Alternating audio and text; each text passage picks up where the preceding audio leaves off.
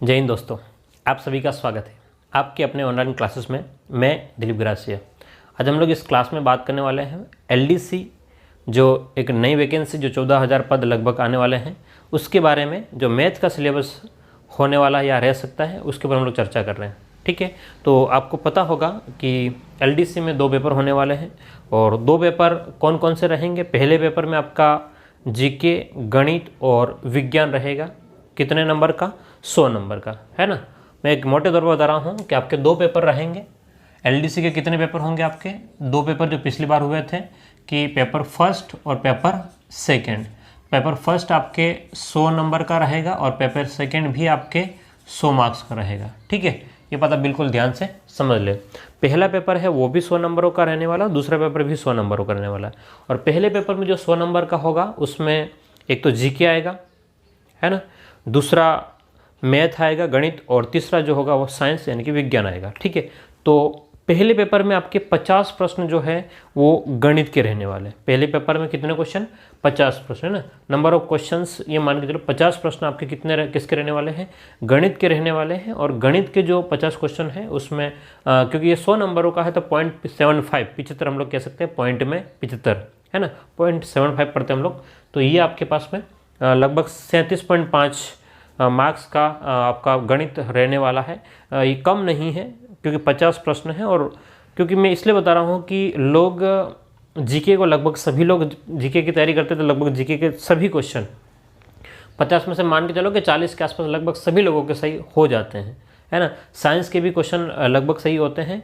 और रही बात की मैथ का थोड़ा सा प्रॉब्लम रहता है। कारण ये है कि जिन लोगों का मैथ का बैकग्राउंड रहा है, क्योंकि काफ़ी लोग जो एलडीसी का एग्ज़ाम देते हैं वो मैथ साइंस वाले ज़्यादा लोग पास करते हैं एग्ज़ाम। कारण ये है कि उनका बैकग्राउंड कहीं ना कहीं से मैथ से रहा है, इसलिए वो लोग पास करते हैं। तो मैं आप सभी के लिए बात बता रहा हूँ कि जिनका मैथ का बैकग्राउंड नहीं रहा है वो लोग डरे नहीं। हम लोग इसको मैथ को अच्छे तरीके से सीखने वाले हैं। अगर आपने प्लेलिस्ट में जाकर देखा होगा तो हमने रीड का भी बहुत बढ़िया से प्रश्न कराए थे और काफ़ी व्यूज़ उन वीडियोस पे आए हैं।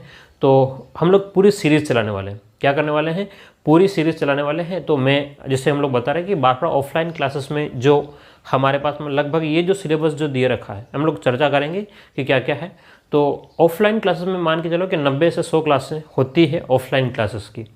तो लगभग ये मान के चलो 70 से 80 क्लासेस ऑनलाइन में भी होगी, क्योंकि यहाँ पर बातें कम होगी तो क्लासेस थोड़ी सी 8-10 क्लासेस कम हो सकती है। तो मान के चलो 70 से 80 क्लासेस आपको कम से कम पढ़ने को मिलने वाली 1-1 घंटे की। और अगर 1 घंटे से कम हुई तो थोड़ी ज़्यादा हो सकती है। ठीक है, तो वो समय के ऊपर निर्भर करेगा। तो हम लोग जो चर्चा कर रहे हैं अभी कि सिलेबस क्या क्या है और हमें किस प्रकार से क्या प्लानिंग के साथ में काम करना होगा। तो सबसे पहले सिलेबस को देखते हैं। सिलेबस आपके 7 अलग अलग भागों में विभाजित है।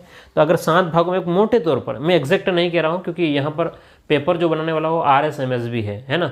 हम लोग जानते हैं कि RSMSB जो बनाता है, अधीनस्थ बोर्ड जो पेपर बनाता है, उसका लेवल क्या रहता है। पटवारी के पेपर जो है वही बनाता है, और बाकी जो पेपर है अब लगभग RSMSB ही बनाने वाला है। रीड के पेपर भी वही बना रहा है। तो ये मान के चलो कि बहुत अच्छे लेवल के पेपर आपको देखने को मिलेंगे। अच्छे लेवल का मतलब ये है कि बढ़िया क्वेश्चनों का जो कठिनाई का स्तर है वो बहुत बढ़िया रहने वाला है ना, आपके लिए खराब।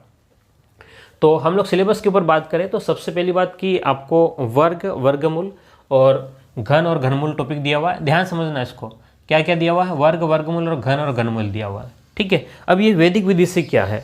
ठीक है, तो वैदिक विधि कुछ नहीं है, एक मेथड है, क्वेश्चनों को सोल्व करने का एक तरीका है। वैदिक विधि से आपको जो लिखा हुआ है ये केवल और केवल क्या है? एक तरीका है कि आप क्वेश्चन को कौन सा तरीके से फास्ट और ईजी कर सकते हैं, है ना। अगर आपको वैदिक विधि नहीं आती तब भी आप वर्गमूल, वर्ग, घनमूल, घन ये सब निकाल सकते हो, कोई प्रॉब्लम नहीं होगी, है ना। लेकिन हम लोग इसको सीखेंगे वैदिक विधि से कितना फास्ट हम लोग बड़े बड़े क्वेश्चनों को, क्योंकि इसने दिया है कि 6 अंकों तक के, तो इसका मतलब 6 अंकों तक के संख्याओं के हम लोग वर्ग, वर्गमूल या घन या घनमूल याद नहीं रख सकते हैं, प्रैक्टिकली पॉसिबल नहीं है ना। तो हम लोग यही करेंगे कि इनको कौन सी विधि से सीखेंगे? वैदिक गणित से, है ना। वैदिक विधि से सीखेंगे, जो आपने 10वीं क्लास या 7वीं 8वीं 9वीं जो पहले किताबें चलती थी वहाँ पर पढ़ी होगी। और उम्मीद करता हूँ 12वीं पास करी होगी तो सब ने उन किताबों में कहीं ना कहीं से आपने देखा होगा। ठीक है, उसके बाद में आता है आपका गुणनखंड। ठीक है, क्या टॉपिक आएगा आपका? गुणनखंड आएगा। तो आपके गुणनखंड है वो 2 प्रकार के, थोड़ा सा इसने क्लियर नहीं किया है तो आप समझ लेना इसको कि गुणनखंड जो है वो 2 प्रकार के हैं। कितने प्रकार के हैं? 2 प्रकार के हैं। एक तो संख्याओं का गुणनखंड है और दूसरा होता है बीज बीजीय व्यंजकों का गुणनखंड, है ना। देखना ध्यान से, मैं क्या कर रहा हूँ, गुणनखंड दो टाइप का होगा, एक तो संख्याओं का गुणनखंड और बीजीय व्यंजकों का गुणनखंड। तो हम लोग दोनों को बात करेंगे कि गुणनखंड क्या होता है, कैसे करते हैं, अभाज्य गुणनखंड क्या होते हैं, ठीक है, और गुणनखंडों की संख्या क्या हो सकती है, सब के बारे में चर्चा करेंगे।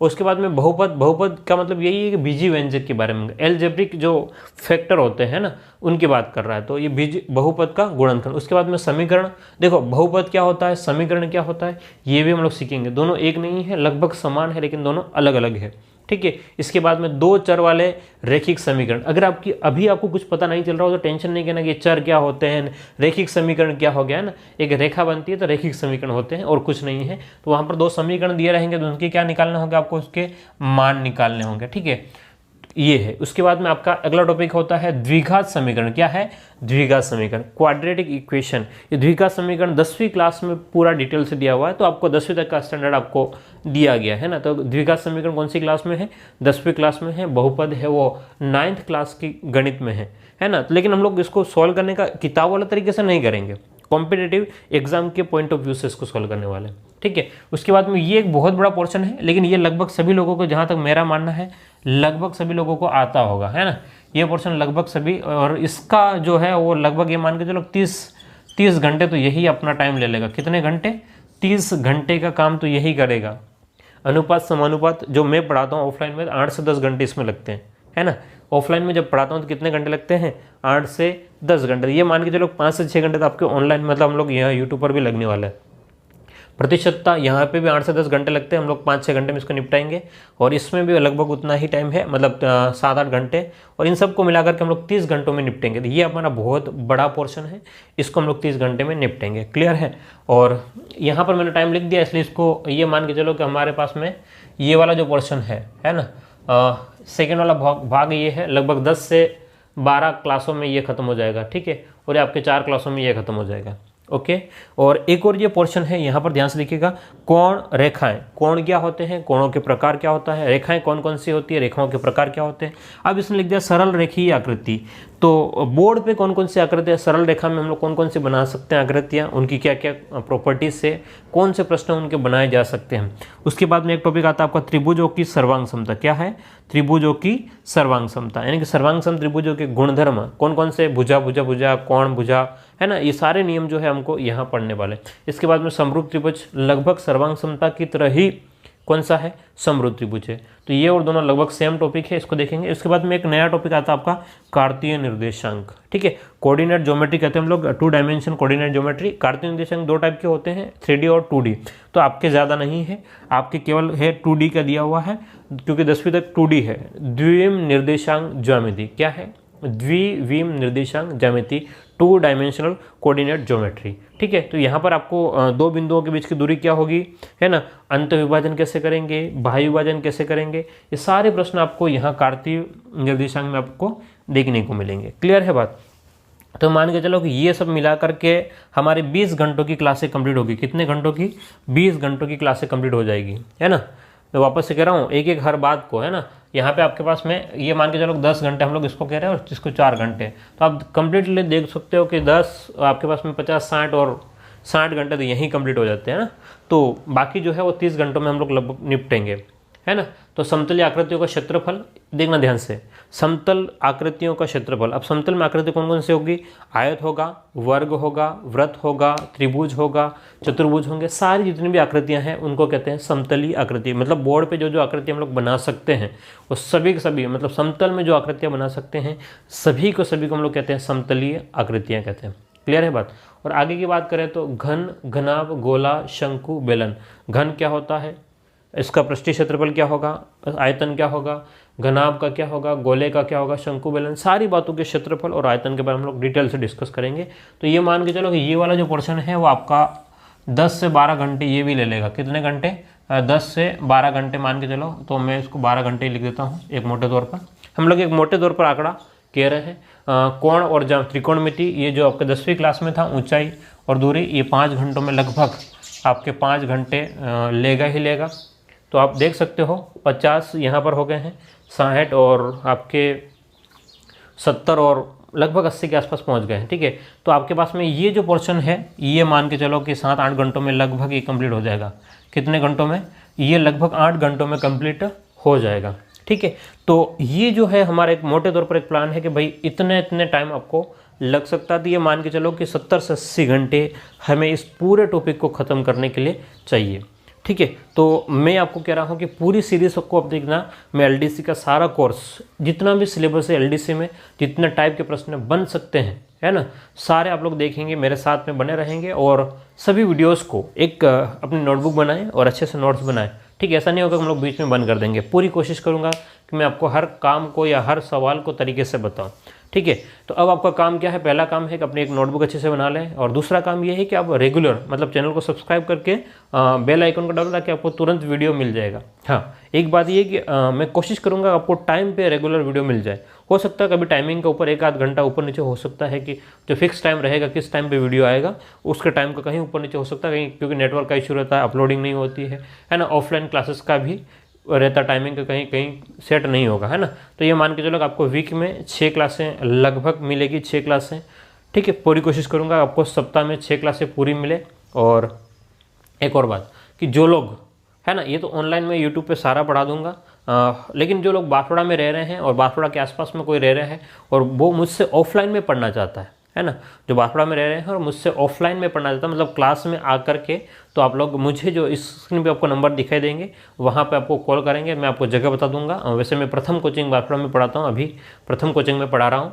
आप लोग वहाँ आकर के भी ज्वाइन कर सकते हो। और केवल, है ना, सुनना ध्यान से, कि जो लोग केवल मैथ पढ़ना चाहते हैं, केवल और केवल क्या पढ़ना चाहते हैं, गणित पढ़ना चाहते हैं, वो मुझे ज़रूर कॉल करें।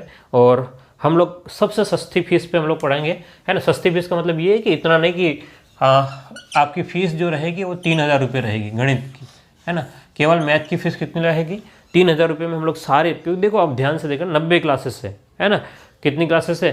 90 क्लासेस लगभग मान के चलो, और आपको टेस्ट अलग से होंगे। तो 3000 रुपये में आप लोग ऑफलाइन में ज्वाइन कर सकते हो। आप किसी भी क्लासेस में जाते हो, बांसवाड़ा में कहीं पे भी रहते हो और किसी भी दूसरी कोचिंग में जाते हो, है ना, डजंट मैटर। हम लोग ऐसा टाइम सेट करेंगे ताकि आपको आने जाने में कोई दिक्कत नहीं हो, कोचिंग का टाइम कहीं दिक्कत ना हो, और आप लोग मेरे साथ में जुड़िएगा तो आपको बहुत बढ़िया फ़ायदा होगा, है ना। क्योंकि हम लोग हर वक्त, क्योंकि आपने पुराने वीडियो जा करके देखना, बहुत लोगों ने देखा और बहुत लोगों को बहुत फ़ायदा हुआ। ठीक है, तो जो लोग मुझसे जुड़ना चाहते हैं ऑफलाइन क्लासेस में, बिल्कुल आप लोग स्क्रीन पे जो नंबर है उस पर कॉल करें। और बहुत जल्दी हम लोग नया बैच शुरू करने वाले हैं, तो आपको वहाँ पर ज्वाइन हो जाना है। ठीक है, और एक और बात ये कि हम लोग एक फाउंडेशन कोर्स भी चलाने वाले हैं। मतलब मैं जो है वो फाउंडेशन कोर्स भी चलाने वाला हूँ, जहाँ पर जो मैथ की तैयारी, मतलब किसी भी प्रकार के एग्जाम की तैयारी करना चाहता है उसको पूरा डिटेल्स हम लोग मैथ पढ़ने वाले हैं। ठीक है, तो अभी एक प्लान है, तो मैं आपको अभी से बताता हूँ। तो उम्मीद करता हूँ ये आपको सिलेबस जो है समझ में आ गया होगा। तो बहुत जल्दी हम लोग कल या परसों से आपकी क्लासेस स्टार्ट हो जाएगी रेगुलर, और आप लोग फॉलो कीजिएगा, वीडियोस को शेयर ज़रूर करें, है ना। ओके, फिर मिलते हैं। Thank you.